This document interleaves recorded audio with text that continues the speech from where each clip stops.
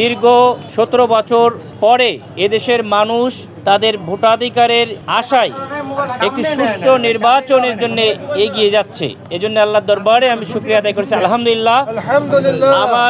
আপনারা অবগত আছেন যে বাংলাদেশের মধ্যে সবচেয়ে গুরুত্বপূর্ণ যে আসন, ঢাকা 17 আসন, এখানে এলিট সোসাইটির লোকজন বাস করে এবং ব্যবসায়ীরা বাস করে।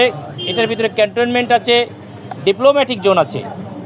সুতরাং আপনারা আরও জানেন যে রিসেন্টলি আমাদের বিএনপির পক্ষ থেকে যিনি ভারপ্রাপ্ত চেয়ারম্যান, উনিও এখানকার ভোটার এবং প্রার্থী হয়েছেন, আজকে ফর্ম তুলেছেন।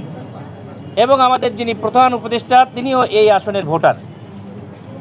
আমি আজকে বাংলাদেশে যে পরিবর্তনের আশায় জুলাই বিপ্লবকে ধারণ করে বাংলাদেশের যে নীতির পরিবর্তনে যে আশা নিয়ে জুলাই যোদ্ধারা জীবন দিয়েছে, সেজন্য জুলাই যোদ্ধার একজন মা, নাফিজের মা আমার সঙ্গে আছে এবং জুলাই যোদ্ধাও আমাদের মুস্তাফিজ আছে, আরও অনেকেই আমাদের সঙ্গে জুলাই যোদ্ধারা আছে। আমার নিজের আম্মা আছে, আমার ওয়াইফ আছে এবং আমাদের নেতৃবৃন্দ এখানে আছেন। আমাদের বাংলাদেশের জামায়াত ইসলামীর 4:30 আপনারা জানেন যে সংবাদ সম্মেলন আছে, সেখানে প্রার্থী সারা দেশের ঘোষণা হবে। কিন্তু আমাদের এই আসনটাকে অত্যন্ত ভিআইপি আসন, আমাদের আমিরি জামাতের অনুমতি ক্রমেই আমরা আজকে বাংলাদেশের মধ্যে জামায়াত ইসলামীর যে জোট হচ্ছে, সেই জোটের পক্ষে প্রথম জমা দিচ্ছি এবং আমরা আশাবাদী ইনশাআল্লাহ আমরা বিজয়ী হব ইনশাআল্লাহ।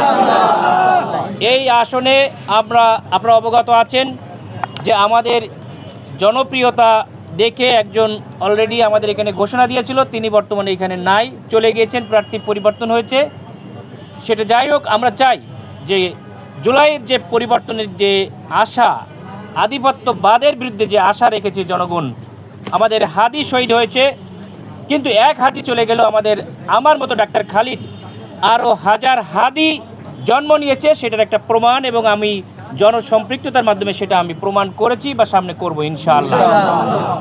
বাংলাদেশের জেনজেড কোনো ক্রমেই আধিপত্যবাদ বা নির্বাচনকে যদি বানচাল করা, নির্বাচনে প্রভাব খাটানোর কোনো প্রক্রিয়ায় কেউ যায় বা নির্বাচন কমিশন বা সরকারে যারা আছেন তারা যদি নির্বাচনে সেই ডামি নির্বাচন, গুন্ডা এবং হুন্ডার নির্বাচন, রাতের ভোটের নির্বাচন করতে চায়, আমি তাদের প্রতি আজকের মিডিয়ার মাধ্যমে আমি আশা করব এদেশের নতুন প্রজন্ম সন্তানরা তাদের বুকের তাজা রক্ত দিয়ে এদেশের মানুষের ভোটাধিকার আদায়ের যে সুযোগ করে দিয়েছে, এই সন্তানদের সঙ্গে তারা যেন আর কোনো বেইমানি না করে।